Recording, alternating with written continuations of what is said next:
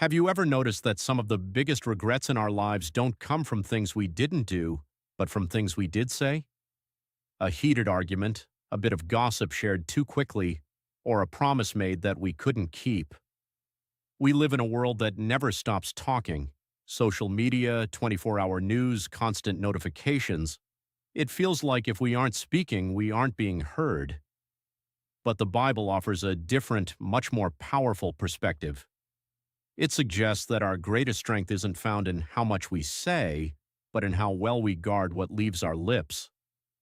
Today we're looking at three specific scriptures, Proverbs 21:23, Proverbs 10:19, and James 1:26, to discover how the discipline of silence can actually save our lives, our reputations, and our faith.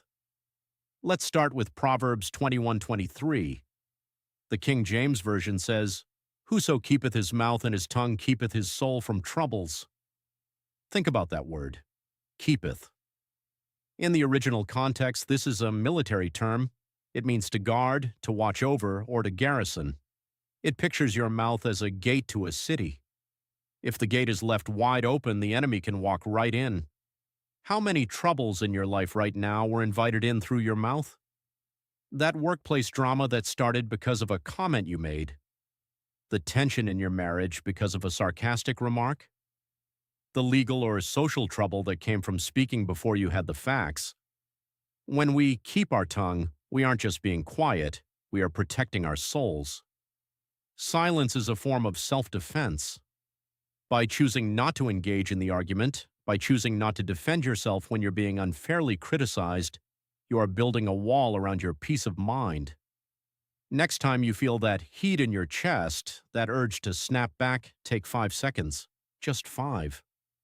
That small gap is the guard that keeps your soul from trouble. Our second verse takes it a step further. Proverbs 10:19 tells us, "In the multitude of words there wanteth not sin, but he that refraineth his lips is wise." In plain English, the more you talk, the more likely you are to sin. It's a matter of probability. If you speak 10,000 words today, the chances of one of them being a lie, a half-truth, an exaggeration, or a cutting remark are very high. If you speak 1,000 words, you've significantly lowered your risk. Why is this? Because when we talk too much, we usually stop thinking. We start talking just to fill the silence. We start performing for others. The Bible says the wise person refrains their lips.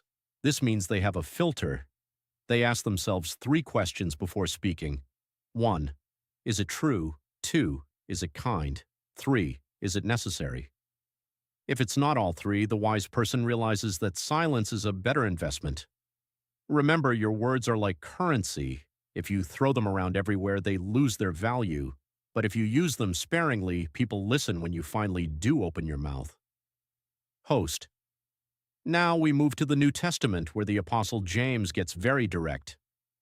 James 1:26 says, "If any man among you seem to be religious, and bridleth not his tongue, but deceiveth his own heart, this man's religion is vain." This is a heavy verse.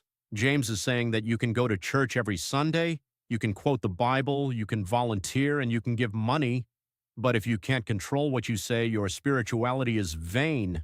It's empty. It's a hollow shell. Why is the tongue the ultimate test? Because the tongue is connected to the heart. As Jesus said, "Out of the abundance of the heart, the mouth speaks." If your religion makes you feel holy, but your tongue is used to gossip about your neighbors or tear down your friends, James says you are deceiving yourself. A bridle is used to steer a powerful horse. Your tongue is small, but it steers your whole life. If you don't bridle it, your emotions and your ego will drive you into a ditch. True faith is seen in the moments when we have every right to complain, to gossip, or to yell, and we choose to be silent instead. That is where the power of the gospel shows up in our daily lives. So, what do we do with this? This week, I want to challenge you to a silence fast. Before you post that comment on social media, wait. Before you join in on the office gossip, walk away. Before you set the record straight in an argument, try being silent and let God defend you. Keep your mouth to protect your soul, limit your words to remain wise, and bridle your tongue to keep your faith real. As you go about your day, remember, you don't always have to have the last word. Sometimes the most powerful thing you can say is nothing at all. Thank you for watching. If this message helped you, hit the like button and share it with someone who might need this reminder today. And don't forget to subscribe for more reflections on living a wise and faithful life. God bless, and I'll see you